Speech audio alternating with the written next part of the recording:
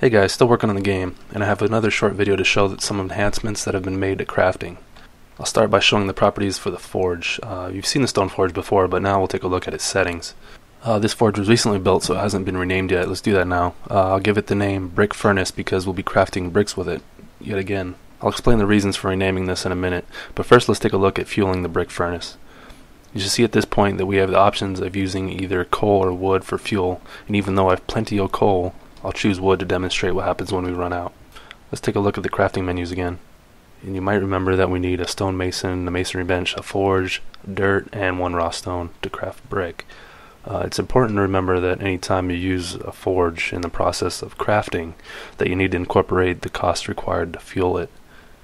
If I select my stonemason while he's crafting, I'll get to see his progress, and at about halfway, he'll walk outside and continue crafting at the furnace. Don't ask me why I put the bench indoors and the forge outdoors. This is how I think it should be. About fuel, you might have noticed that the forge lit up when I selected the fuel type. This does not mean that the wood has been used yet. The forge is lit to show the player that the forge has fuel, and it's quite noticeable when zoomed out. So remember that wood or whatever fuel you've chosen will only be consumed when you actually use the furnace to craft something. And now that he's finished, we can see that the forge has lost its fire because there's no more fuel. So let's get more wood. I need to save that coal for something else, so let's cut this tree. And if I select the wood chopper, we can watch his work progress the same as the crafter. This progress bar has been incorporated into every working unit type: builders, miners, farmers, and all crafters.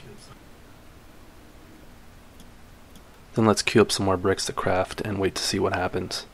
I'm not going to refuel the forge yet because I want to show that we do get a message to let us know why the crafter can't continue.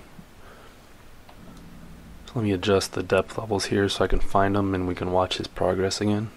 It's going to take a little time here because this stonemason is low level. So the total combined resource requirements to craft brick are 1 dirt, 1 stone, 1 unit of fuel, and quite a bit of time. But in the end it becomes worth it because bricks are a very, very strong building material. And now we start getting the messages that our stonemason can't continue crafting because the brick furnace hasn't been refueled. If we had started with plenty of wood, this forge never would have stopped in the first place. You could craft hundreds of bricks without any player interaction at all.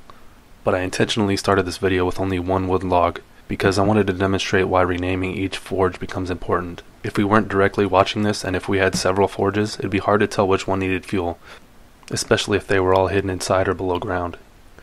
And that concludes this video on crafting and the new progress bars. Keep checking the game's website for updates at www.timberandstonegame.com. Thanks for watching, and I'll see you guys next time.